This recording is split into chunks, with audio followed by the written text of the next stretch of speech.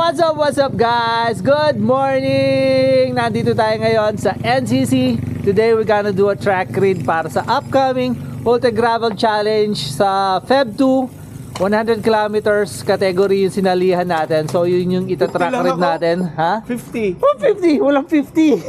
Wala ba? So masaya tayo ngayon. Ang dami natin. Walula tayo. Si Doc, si Nat, Cap Leo, nagbabalik. Si Papa Check and we have Wala sila. guys from Manila, Sir June, hi! Si Tapos Taz. si Sir Taz, Sir Julius. O, sasamahan nila tayo ngayon. So let's go! Sana hindi tayo maligaw. Hindi tayo maliligaw. Memorize ko. Memorize ko.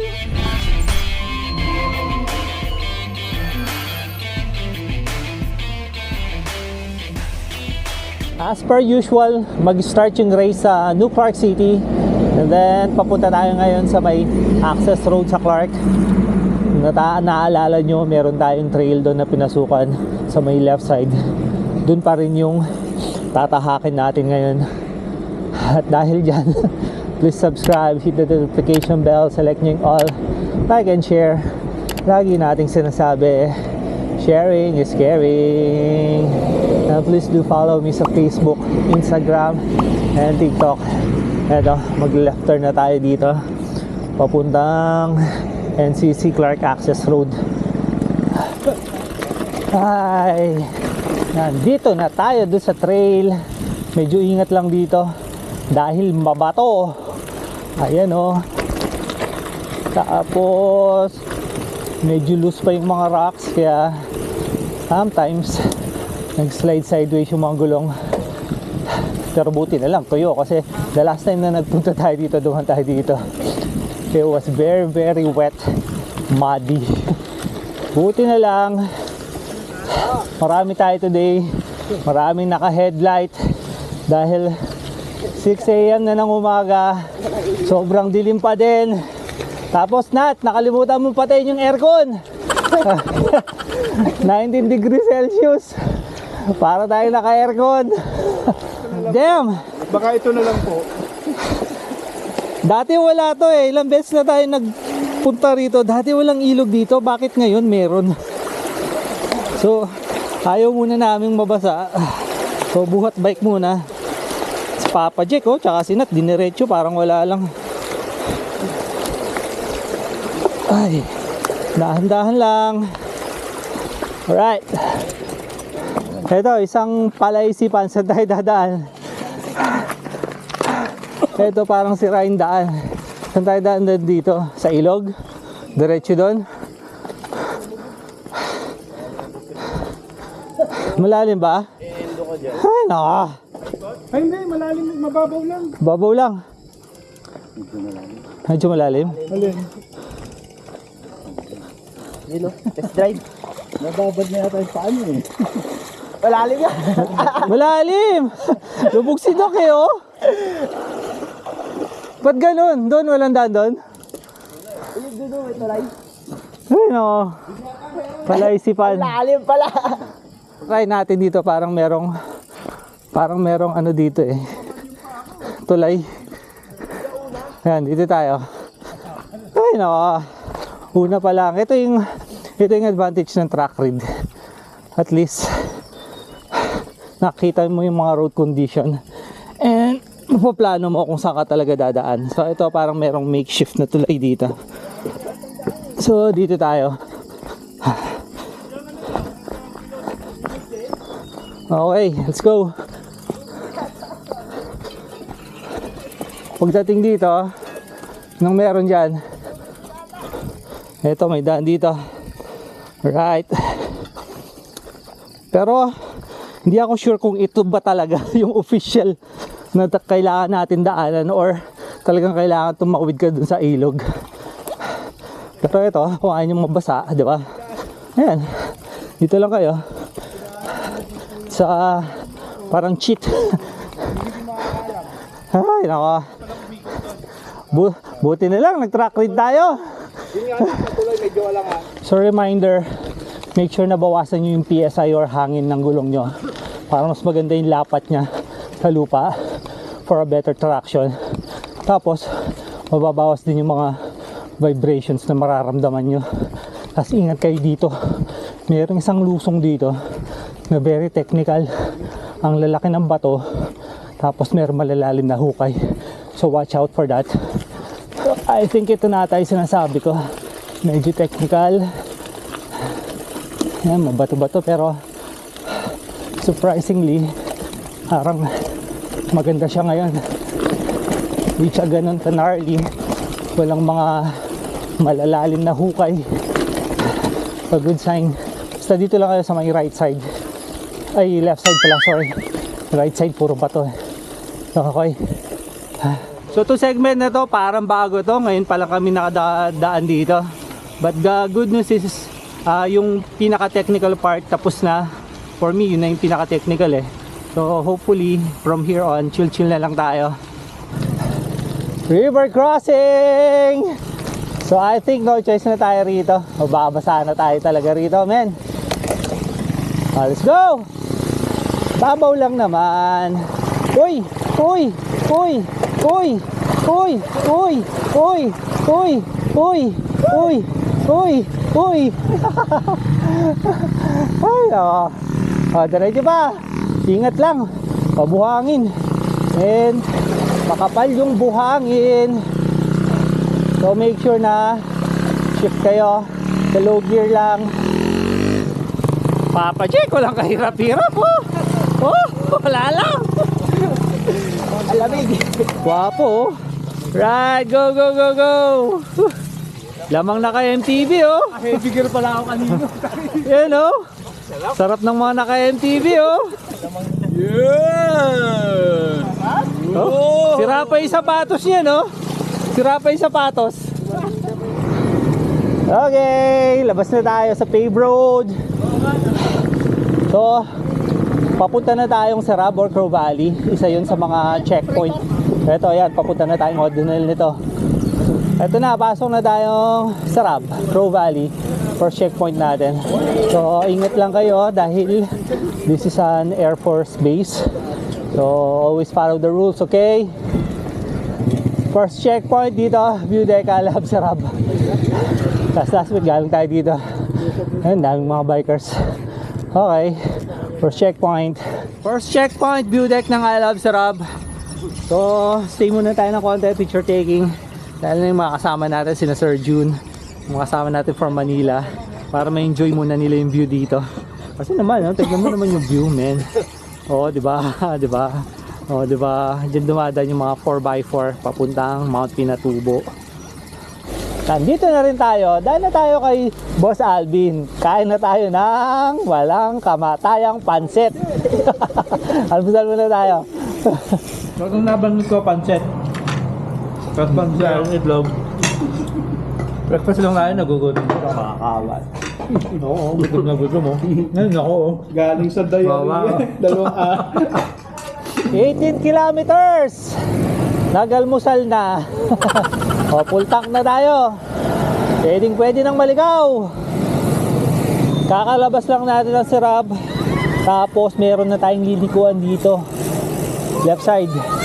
I don't know kung trail yun or hindi. Tingnan natin. Once we get there. Here's the left turn. Ito parang iskinita lang siya. Tapos it's an unpaved road. So trail siya. Ito bago to. Ngayon pa lang tayo dadaan dito. So parang naliligaw tayo. Try natin dito. Saan banda yung try? Dito daw, Papa Jack. Dito daw. Ayun. Buti na lang. Thank you, boss. Buti na lang, nandyan po kayo. Dok, eto. Parang exciting yung daan dito. Parang mukhang exciting yung daan dito. Parang single track siya. Tapos medyo makapal yung ano.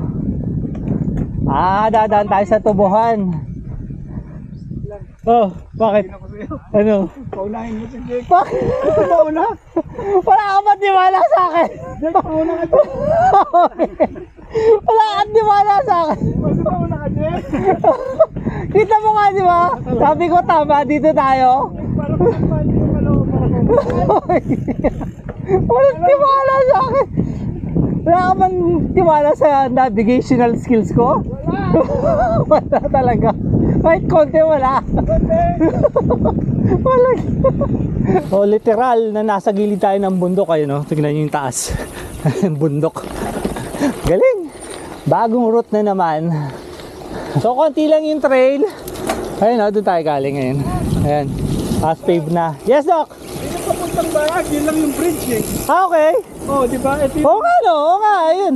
Yung likuran natin, ito yung papuntang Baag. Galing eh. Talikod. Ang galing, ha? Bueno na pala ito. Yeah. bueno. Ito na yung bandang Lubigan. Okay. Lumabas na tayo sa O'Donnell. Ito, papuntang Kapas na to eh. I think somewhere ulit, left side. Baka may pasukan ulit tayo. Not sure, di ko masyadong matandaan yung route natin. Pasok tayo dito. Ito, familiar sa atin to. Ilang beses na tayong dumaan dito. May Santa Lucia na to. Ito yung downside na hindi umulan. Very, very dusty yung mga trail. Kanina parang nagpa-fog eh. Lalo pag malapit ka sa may harapan ng cyclist. Halos wala kang makita sa alikabok. So pumasok tayo sa isang parang military base camp ata to. So ito yung second checkpoint. So, hindi ko alam kung if we're allowed to be in here. Pero bukas yung gate eh. Tapos walang nakabantay. Hindi tayo makapagtanong. So kung bawal, edi balik na lang tayo. Pero actually maglulup lang tayo dito. Ikot lang tayo. And then lalabas din tayo doon. Yun nga. Magpapa-selfie lang tayo dito sa checkpoint. So nandito pala tayo sa loob ng Campo O'Donnell eh. Galing eh, no? Galing tayo dun sa likod, dun sa trail. Kasi ito, Campo O'Donnell pala itong military base na to, which is the second checkpoint nga. Dito tayo pumasok kanina, dito rin tayo lalabas. Babalikan natin yung Right. You know. Tapos alam ko mag-right tayo ulit niyan eh. Ito, dito tayo. Right turn. dito ba doon? Sa kaliwa? Oo, kanan. Right turn. Ito yung daan papuntang San Jose and Moriones. Yan dito. Tatawid lang. Ayan, pasok naman tayo dito. Ito yung parang lahar section na to eh. Ata, not sure. Grabe na naman yung alikabok. Uy, madulas. Overshoot tayo. Alright. Ay. Nandito na tayo sa Barangay Armenia, sa may hanging bridge. Ayun, nakita nyo ba? Sa hanging bridge up ahead. So kung dati dadaan tayo dun sa ilalim ng hanging bridge, yun, dadaan pa rin tayo. Ayun, pinag-turn right tayo.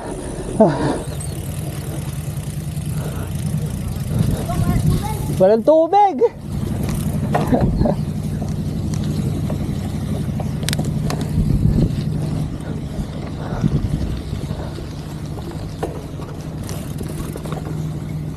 Halfway na tayo, 50 kilometers on our right side, the Armenia Solar Farm. Ay, kalahati na lang, tapos na. Alright, nakakita rin ng paved road.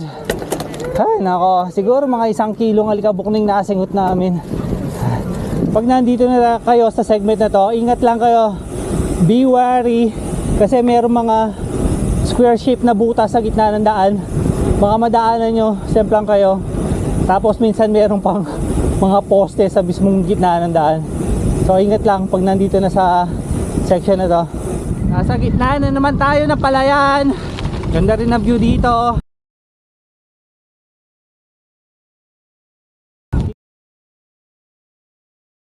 Enjoy nyo yan. Ay, may ahas. May ahas na naman doon. Grabe. May nadaan na naman tayong ahas. So magpas tayo, dapat pala tatawid tayo dito sa sa bridge. Oo, dun yung naalala mo, Doc, naligaw tayo ata. Napunta tayo sa putik. Diyan ata eh. So dito pala tayo. Nandun tayo kanina sa kabilang side ng river. So dapat tatawid kayo doon sa tulay. Dito tayo sa trail. Pasok sa trail! Baliktad ka na lang. Yes! Dati doon tayo galing eh. Bumutan tayo. Ay, Diyos ko, baho ng basura. Yeah, maglulup tayo niyan. Parang loop na naman gagawin natin dito. Red Rose Resort, isa sa mga checkpoint. So be sure, make sure na mag-selfie kayo sa mga checkpoint. If you'll remember, nung last UGC natin, ito yung section na sobrang kapal yung putik. Talagang nabalot ng putik yung mga gulong namin.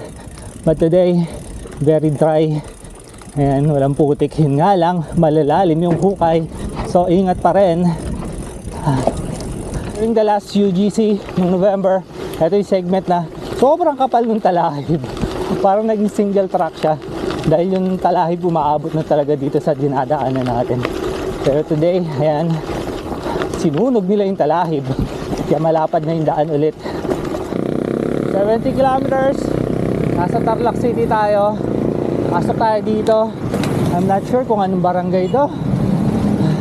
Pasa yan. San Jose D or Kiko. O, dito daw tayo. Trail ulit. Alikabok na naman! Ay, naka. Gonna do a left turn here.